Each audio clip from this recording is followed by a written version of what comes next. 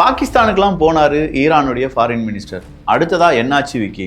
போர் நிறுத்தம் அப்படிங்கிறது நடக்குமா? போர் அப்படிங்கிறது மறுபடியும் வந்துகிட்டே இருக்க போகுதா அப்படிங்கிற ஒரு கேள்வி நேற்று நிறைய பேர் கேட்டிருந்தாங்க. அது மட்டும் இல்லாமல் நிறைய பேருக்கு இந்த டாபிக் போர் அடிச்சிருச்சு அப்படிங்கிறது வேறொரு விஷயம்தான். அது எனக்கும் தெரியுது. நிறையவே கண்டினியூஸாக அதை பார்த்துட்டே இருக்கிறதுனால கண்டிப்பாக வார் ஃபேட்டிக் அப்படிங்கிறது நமக்கும் ஏற்படும். ஸோ கிட்டத்தட்ட அதை நெருங்கிட்டோம் அப்படிங்கிறதுனால தான் மறுபடியும் இதை தொடர்றோம். இல்லாட்டி இதை இனிமேல் தொடர மாட்டோம். வியூகத்தில் அப்படியே நம்ம இதை கன்வெர்ட் பண்ணிடுவோம். ஸோ இனிமேல் ஃபயர் அப்டேட் அப்படிங்கிறது, அதாவது முக்கியமான விஷயங்கள் நடக்கும்போது நம்ம சேனலில் தமிழ் பட்சத்தில் வரும். அப்படி இல்லைனா அதை நம்ம அப்படியே வியூகத்தில் கன்வெர்ட் பண்ணிடுவோம். எப்போவுமே அப்படி தான் நம்ம செஞ்சுட்ருப்போம். ஒவ்வொரு யுத்தம் தொடங்கும் போது ஃபயர் அப்டேட்டாக தமிழ் பட்சத்தில் ஸ்டார்ட் பண்ணுவோம். அதை அப்படியே கிராஜுவலாக கொண்டு போய் தமிழ் வியூகத்தில் விட்டுருவோம். ஸோ இதே மாதிரி தான் இந்த ஒரு சினாரியாவும் இருக்க போகுது. இப்போ ஈரானுடைய ஃபாரின் மினிஸ்டர் ரஷ்யாவுக்கு போயிருக்காரு. ரஷ்யாவினுடைய அதிபர் புட்டின் அவர்களை சந்தித்திருக்கிறார். லெபனனுடைய சீஸ்ஃபயர் அப்படிங்கிறத பற்றி பேசுறதுக்காக லெபனன் அரசாங்கமும் இஸ்ரேல் அரசாங்கமும் ஒரு கூட்டு ஒப்பந்தத்தை ஏற்படுத்த ட்ரை பண்ணும்போது ஹிஸ்புல்லா அதை தடுத்திருக்காங்க. ஸோ இந்த முக்கியமான விஷயங்கள் எல்லாம் நடந்திருக்கு. என்னென்ன தகவல், எப்படி அது எந்த மாதிரியான இம்பாக்ட் ஏற்படுத்த போகுது, அடுத்த வருஷம் விளைபொருட்களுடைய விவசாய விளைபொருட்களுடைய விலைகள் அப்படிங்கிறது ரொம்ப கூடுதலாக இருக்க போகுது. அதனுடைய காரணம் என்ன அப்படிங்கிறதெல்லாம் இந்த ஒரு பதிவில் பார்க்க போகிறோம். அன்பு தமிழஞ்சங்களுக்கு தமிழ் பொக்கிஷத்தின் வணக்கங்கள்.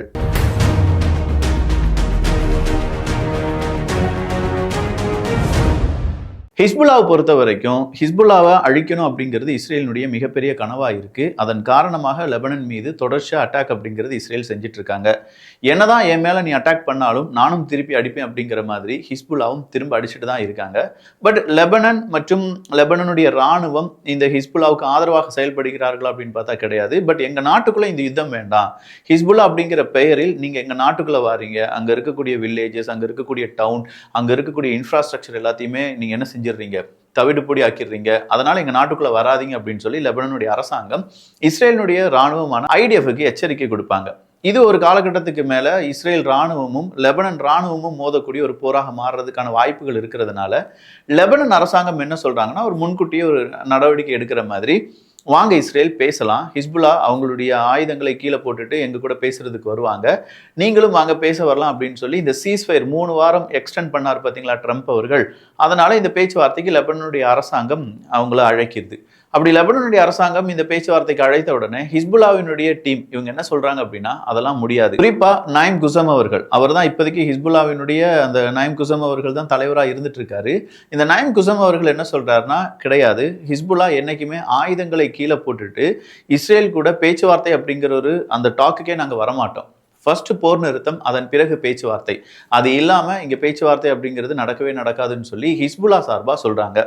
ஹிஸ்புல்லா சார்பாக இது மட்டும் சொல்லலை, நிறைய இடத்துல இப்போ லெபனனுடைய பல பகுதிகளை இஸ்ரேல் கையகப்படுத்திட்டாங்க. அப்போ அவங்க தான் அங்கே இருக்கக்கூடிய சட்டத்திட்டங்களை கட்டுப்படுத்த போகிறாங்க. அங்கே இருக்கக்கூடிய மனிதர்கள் என்ன சாப்பிடணும், என்ன படிக்கணும் அப்படிங்கிறத டிசைட் பண்ணக்கூடியது இப்போ இஸ்ரேலாக மாறப்போகுது. அப்போ லெபனனுக்குள்ள இஸ்ரேலினுடைய குட்டி அரசாங்கம் அப்படிங்கிறது அமைக்கப்பட போகிறதுன்னு தெரிஞ்ச உடனே ஹிஸ்புல்லாவினுடைய இன்னொரு அறிவிப்பு வந்திருக்கு. ஒரு 20-30 வருஷத்துக்கு முன்னாடி நாங்கள் அதிகமாக தற்கொலைப்படை தாக்குதல் செஞ்சுட்டு இருந்தோம். அதே மாதிரி நாங்கள் இப்போ மறுபடியும் என்ன செஞ்சுருக்கோம், எங்களுடைய உயிரை கொடுத்து இஸ்ரேலினுடைய இராணுவத்துக்கு நாங்கள் பழி தீர்ப்பதற்கான முயற்சிகளில் ஈடுபட போகிறோம் அப்படின்னு சொல்லி வாண்டடாக ஒரு செய்தியை பதிவு செஞ்சுருக்காங்க. இது சாதாரண விஷயம் கிடையாதுங்க. ஒரு 5 வருஷத்துக்கு 3 வருஷத்துக்கு முன்னாடிலாம் நீங்கள் ஆப்கானிஸ்தான் எடுத்து பார்த்துருந்தாலும் சரி, இல்லை சிரியாவில் சில பகுதிகள் எடுத்து பார்த்தாலும் சரி, ஈரானுடைய சில பகுதிகள் எடுத்து பார்த்தாலும் சரி, இப்போ லெபனனுடைய இந்த மாதிரியான பகுதிகள் அங்கெல்லாமே இந்த தற்கொலைப்படை தாக்குதல் அப்படிங்கிறது அதிகமாக இருக்கும். திடீர்னு ஒரு மனுஷன் வருவான், பாத்ரூமுக்குள்ள ஒரு சூட்கேஸை வைப்பான், அவன் பாடிக்குள்ளேயே நிறைய குண்டுகள் வச்சிருப்பான், காரில் போவான், காரை வெடிக்க வைப்பாங்க. இது சர்வசாதாரணமாக நடக்கும். இது ஒரு விதமான யுத்தம் அப்படின்னு சொல்றாங்க, யுத்தத்தினுடைய ஒரு பிரிவு அப்படின்னு சொல்றாங்க. ஸோ ஹிஸ்புல்லாவும் இந்த ஸ்ட்ராட்டஜி நாங்கள் பயன்படுத்த போறோம். ஏன்னா லெபனன் நிறைய இடத்த ஒக்குப்பை பண்ணிக்கிட்டாங்க, லெபனன்ல இருக்கக்கூடிய நிறைய இடத்த இஸ்ரேல் ஒக்குப்பை பண்ணிக்கிட்டாங்க. இதை தாண்டி எங்களால் பெரிய ஒரு போர் நடத்த முடியலனாலும் ஒரு நபரும் ஒரு ஆயுதமாக மாறுவோம், ஒரு நபர் ஒரு பெரும் படையாக மாறுவோம், ஒரு நபர் பல இஸ்ரேல் ராணுவ வீரர்களுடைய உயிரை காவு வாங்குவோம் அப்படின்னு சொல்லி இந்த அறிவிப்பை கொடுத்திருக்கிறதுனால இனிமே அங்கெல்லாம் ரெஸ்ட்ரிக்ஷன்ஸ் அப்படிங்கிறது அதிகமாக போகுது. நிறைய இடத்துல நாமும் மார்க்கெட்டில் குண்டு வெடிச்சிருச்சு அப்படிலாம் அந்த செய்திகளை மீண்டும் 4-5 வருடங்களுக்கு பிறகு கேட்க போகிறோம் அப்படிங்கிறதுக்கான சின்ன ஒரு செய்தி வெளியாகி இருக்கிறது. அடுத்ததா, இந்த யுத்தத்தினால எனக்கு எந்த பிரச்சனையும் கிடையாது அப்படின்னு சொல்லி ஒரு நாடு கூட சொல்ல முடியாது, யூகே கூட சொல்ல முடியாது. ஏன்னா யூகே இந்த யுத்தத்தில் நான் நேரடியாக வரவே இல்லைப்பா, என்னதான் அமெரிக்கா என்னை கூப்பிட்டாலும் அப்படிலாம் என்னால் அந்த யுத்தத்தில் போக முடியாது சொல்லி சிம்பிளா அதை ஒமிட் பண்ணிட்டாங்க. பட் யூகேல நடந்திருக்கக்கூடிய விஷயம் என்ன தெரியுமா, அவங்களுடைய ரீட்டைல் சேல்ஸ் இருக்கு பாத்தீங்களா, யூகேலயும் கடைகள் இருக்கும், கடைகள்ல வியாபாரம் நடக்கும்.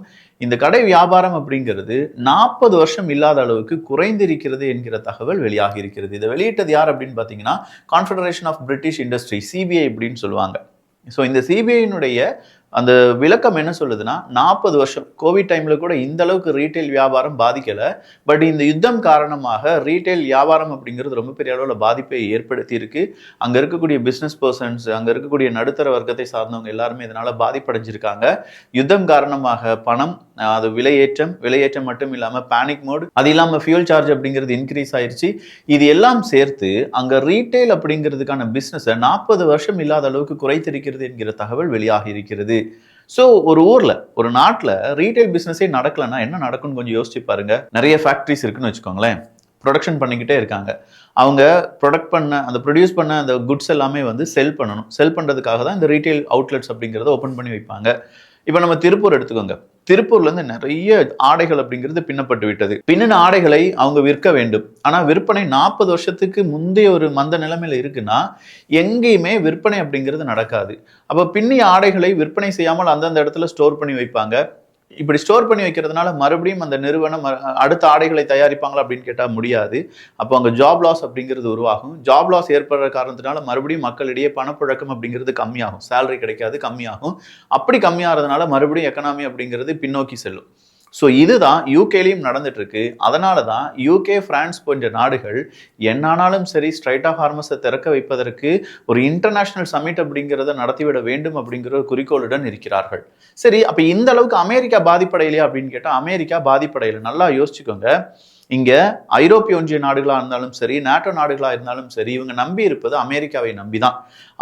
அவங்களுடைய இன்டெலிஜென்ஸ் ரிப்போர்ட், அவங்களுடைய வெப்பன், அவங்களுடைய உதவி, அவங்களுடைய இன்ஃப்ராஸ்ட்ரக்சருக்கான டெக்னாலஜி, அவங்களுடைய கீ செக்டார்ஸுக்கான முக்கியமான ஐடியாஸ், இது எல்லாமே அமெரிக்கா கொடுத்தாதான் இவங்களால செய்ய முடியும் அப்படிங்கிற ஒரு நிலைமையில தான் இருக்காங்க. ஈவன் அணு ஆயுதம் கூட ஐரோப்பிய ஒன்றியம், நாட்டோ நாடுகள்ல பல நாடுகள்ட்டும் கிடையாது. கேட்டா இல்ல, நாங்க அமெரிக்கா எங்களுக்காக உதவி செய்வாங்க அப்படின்னு சொல்லி தான் அவங்க நம்பிட்டு இருப்பாங்க. ஸோ இது எல்லாம் தான் இப்போ ஐரோப்பிய ஒன்றியத்தை, இல்லாட்டி ஐரோப்பிய ஒன்றியம் சார்ந்து இருக்கக்கூடிய நாடுகள் இருக்காங்கல்ல, யூகே, ஐரோப்பிய ஒன்றியத்திலிருந்து எக்ஸிட் ஆயிட்டாங்க. அப்படி எக்ஸிட் ஆன இந்த யூகேவால கூட அமெரிக்கா மாதிரி பாதிப்படையாம பார்த்துக்கொள்ள அவங்களால முடியல. தட் மீன்ஸ் அவங்க கிட்ட தற்சார்பு பொருளாதாரம் அப்படிங்கிறது சுத்தமா கிடையாது. பிற நாடுகளை நம்பி இருக்கிறதுனால அது ஏகப்பட்ட பாதிப்புகளை உள்ளடக்கி இருக்கிறது. ஸோ இந்த ஒரு பிரச்சனை அப்படியே இருக்கும்போது தான் ஈரானுடைய ஃபாரின் மினிஸ்டர் நேத்து பாகிஸ்தானுக்கு வந்தார். ஒமான் நாட்டுக்கு போய் அங்க துருக்கி, கத்தார், பாகிஸ்தான், இன்னும் சவுதி அரேபியா உட்பட பல நாட்டு தலைவர்களுடன் பேசிட்டு நேரா பாகிஸ்தானுக்கு வராரு. பாகிஸ்தான்ல ஒரு மீட்டிங்கை போட்டுட்டு அப்படியே மனுஷன் எங்க போறாரு, ரஷ்யாவுக்கு போறார். ரஷ்யாவுக்கு களம் இறங்கக்கூடிய ஈரானுடைய ஃபாரின் மினிஸ்டரை வரவேற்கிறார் ரஷ்யாவினுடைய அதிபர் புட்டின் அவர்கள். சாதாரணமா சொல்லல, இந்த யுத்தத்துல எந்த மாதிரி எக்ஸ்ட்ரீமுக்கு ஈரான் போனாலும் எங்களுடைய சப்போர்ட் ஈரானுக்கு தான் இருக்கு. ஈரான் எங்களுடைய நண்பன், ஸ்ட்ராட்டஜிக் பார்ட்னர்ஷிப் அப்படிங்கிறது அப்படியே தான் இருக்கு. ஈரானை தொட்டாங்கன்னா நீங்க எப்போ கூப்பிட்டாலும் நாங்கள் வர்றதுக்கு ரெடியா இருக்கோம். இந்த இடத்துல மீடியேட்டரா இருக்க கூட ரஷ்யா ஆசைப்படுகிறது. அதை ஈரான் விரும்பினால் மட்டுமே நாங்கள் செய்வோம் அப்படின்னு சொல்றாங்க. அது மட்டும் இல்லாம ஈரான் அவங்களுடைய நாட்டில் இருக்கக்கூடிய இந்த யுத்தத்தை நிறுத்துவதற்கும் அமெரிக்காவினுடைய இஸ்ரேலினுடைய ஏகாதிபத்தியத்தை முறியடிப்பதற்கும் ஹீரோயிக் லெவல்ல போராடிட்டு இருக்காங்க. அங்க இருக்கக்கூடிய ராணுவ வீரர்களுக்கும் ராணுவ வீரர்களுடைய குடும்பத்துக்கும் என்னுடைய சல்யூட் அப்படின்னு சொல்லி புட்டின் அவர்களுடைய இந்த வார்த்தை நேரா ஈரானுக்கு பகிரப்பட்டு வருகிறது. அப்ப ஈரான்ல நடக்கக்கூடிய இந்த சிக்கலுக்கு அமெரிக்காவும் இஸ்ரேலும் காரணம். உடனடியாக இந்த யுத்தத்தை நிறுத்த வேண்டும் அப்படின்னு சொல்லி ரஷ்யாவும் சொல்றாங்க. பட் ரஷ்யா நேரடியா ஈரானுக்காக களம் இறங்கினார்களா அப்படின்னு கேட்டா கிடையாது. ரஷ்யா நேரடியா ஈரானுக்கான ஆயுதங்களை விற்பனை செய்தார்களா அப்படின்னு கேட்டா அதுவும் கிடையாது.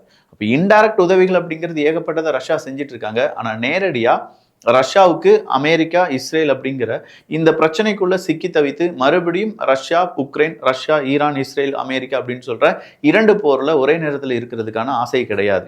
ஸோ ரஷ்யா ரொம்ப சூசகமா எங்களுடைய போர் இப்போ உக்ரைன் கூட நடந்துட்டு இருக்கு.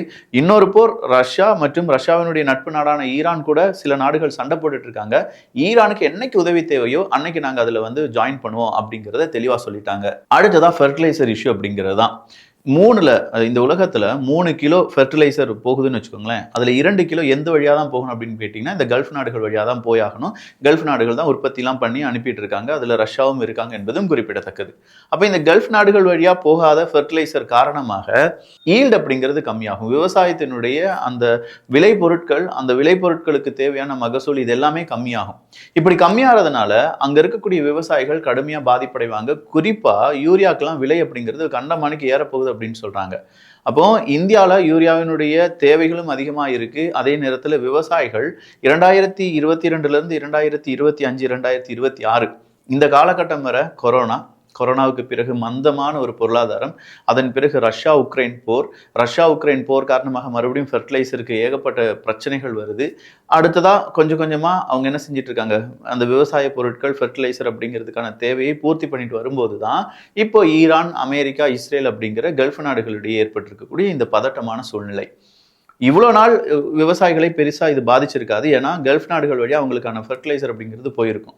பட் இப்போ அடிமடியிலேயே கை வச்சுட்டாண்டோய் அப்படிங்கிற மாதிரி தான் கல்ஃப் நாடுகள்கிட்ட இருந்து போகக்கூடிய ஃபெர்டிலைசர் எதுவுமே போகாததுனால ஏகப்பட்ட விவசாய பொருட்களுடைய விலை அடுத்த வருஷம் அதிகரிக்கும் அப்படின்னு சொல்றாங்க. ஏன்னா இந்த வருஷம் சரியா பயிருக்கு ஃபெர்டிலைசர் கிடைக்காம மகசூல் கம்மியா கிடைக்கும் போது அடுத்த வருஷம் ஈல்டை அது ரொம்ப பெரிய அளவில் பாதிக்கும். அப்படி பாதிக்கும் போது அதற்கான விலையேற்றம் அப்படிங்கிறது இருக்கும். அதற்கு மனிதர்கள் தயாராக வேண்டும் என்கிற அறிவிப்பை சீக்கிரமா எல்லா நாடுகளும் கொடுக்க போகிறார்கள். இதுக்கு இந்தியாவும் விதிவிலக்கு கிடையாது. இந்தியாவும் இதனால பாதிப்படைவார்கள் என்பது 100% உண்மை. ஸோ ஃபெர்டிலைசர் அதனால ஏற்பட்டிருக்கக்கூடிய சிக்கல் அப்படிங்கிறது நம்ம கண்ணுக்கு தெரியல. பட் கண்ணுக்கு தெரியாமல் இருந்தாலும் அது ஆப்பு தான். அந்த ஆப்பை உணர்வதற்கு அட்லீஸ்ட் ஒரு 3-4 மாதங்களாவது நமக்கு ஆகும். அடுத்ததா இன்னைக்கு ஆக்சியோஸ் அப்படிங்கிற ஒரு செய்தி ஊடகம் மட்டும் சின்னதா ஒரு செய்தியை வெளியிட்டிருந்தார்கள். அமெரிக்காவுக்கு புதிய ப்ரப்போசலை அனுப்பியிருக்காங்க ஈரான் அப்படிங்கிறது தான். இந்த ப்ரப்போசல்ல ஸ்ட்ரைட் ஆஃப் ஹார்மஸை பத்தி இப்ப பேசலாம், நியூக்ளியர் என்ரிச்டு யுரேனியத்தை பத்தி பிறகு பேசலாம்.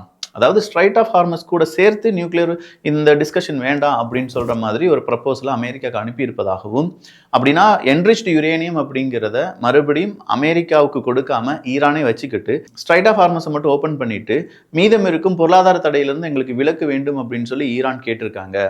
ஸோ இதை அமெரிக்கா எப்படி அக்செப்ட் பண்ண போறாங்க அப்படிங்கிறது தெரியல. ஒருவேளை அமெரிக்கா ஈரானை நெருக்கி வந்தாங்க அப்படின்னா இந்த என்ரிச்டு யுரேனியத்தை ரஷ்யா கொண்டு போறதுக்கான வாய்ப்புகளும் இருக்கு. ஆல்ரெடி ரஷ்யா அந்த டிஸ்கஷன்ல ஈரான்ல கூட இருந்திருக்காங்க என்பதும் இப்ப வந்திருக்கக்கூடிய செய்தியாக இருக்கிறது. அப்ப ஈரானுக்கு 2 ஆப்ஷன் தான். என்ரிச்டு யுரேனியத்தை ஒன்று அமெரிக்காட்ட கொடுக்கணும், இல்லாட்டி நாங்களே யூஸ் பண்றோம், நாங்களே எங்களுடைய அணு ஆயுதத்தை தயாரிக்கிறோம் அப்படின்னு சொல்லணும். அமெரிக்கா கோபப்பட்டாங்கன்னா இல்லடா என்ரிச்டு யுரேனியத்தை என்னுடைய நண்பனான ரஷ்யா கொண்டு போயிட்டாங்க அப்படின்னு சொல்ற ஒரே முடிவா டப்புனி போட்டு உடைக்கணும். இதுல எதை ஈரான் செய்ய போறாங்க, அதன் பிறகு ஸ்ட்ரைட் ஆஃப் ஹார்மஸ் எப்போது திறக்கப்பட போகிறது என்பது ஒரு பெரும் கேள்விதான். இன்னைக்கு கூட ஈரானுடைய 2 கப்பல் திருப்பி அனுப்பப்பட்டதாக செய்திகள் வெளியாகி இருக்கிறது. கிட்டத்தட்ட 40க்கும் அதிகமான பெரும் கப்பல் அப்படிங்கிறது ஸ்ட்ரைட் ஆஃப் ஹார்மஸ்ல இருந்து திருப்பி விடப்பட்டிருக்கிறது என்கிற தகவலை அமெரிக்காவினுடைய கப்பற்படை தெரிவித்திருக்கிறார்கள். அமெரிக்காவினுடைய நேவல் பிளாக்கேட் அப்படிங்கிறது அப்படியே தான் இருக்கு. ரஷ்யா கூட ஈரான் பேச்சுவார்த்தையில் ஈடுபட்டு இருக்காங்க. ஈரான், ரஷ்யா, இஸ்ரேல் யுத்தம் காரணமாக ஃபெர்டிலைசருக்கு ஏற்பட்டிருக்கக்கூடிய டிமாண்ட் நெக்ஸ்ட் இயர் அக்ரிகல்ச்சர் ப்ராடக்ட்டுக்கு ரொம்ப பெரிய அளவில் விலையேற்றம் அப்படிங்கிறது அதிகமாக போகுது. யூகேல இதுவரையிலும் இல்லாத 40 வருடங்கள் இல்லாத அளவுக்கு ரீட்டைல் ஷாப்பில் சேல்ஸ் அப்படிங்கிறது கம்மியாக இருக்குது. இப்படிங்கிற பல விஷயத்த இந்த ஒரு பதிவு வழியாக பார்த்துருக்கோம். நம்ம ஊர்லேயும் இல்லை நீங்கள் இருக்கக்கூடிய நாடுகளிலும் இதே மாதிரி ரீட்டைல், அதாவது விற்பனை, சில்லறை விற்பனை அப்படிங்கிறது மந்த நிலைமையில தான் இருக்கும். இந்த யுத்தம் அதற்கு ஒரு காரணமாக சொல்லப்பட்டாலும் அதன் காரணமாக ஏற்பட்டிருக்கக்கூடிய பொருளாதார சுணுக்கம், மக்களிடையே ஏற்பட்டிருக்கக்கூடிய பயம், விலையேற்றம், இது எல்லாமே இதற்கான அடுத்தடுத்த காரணங்களாக நம்ம பார்க்கலாம்.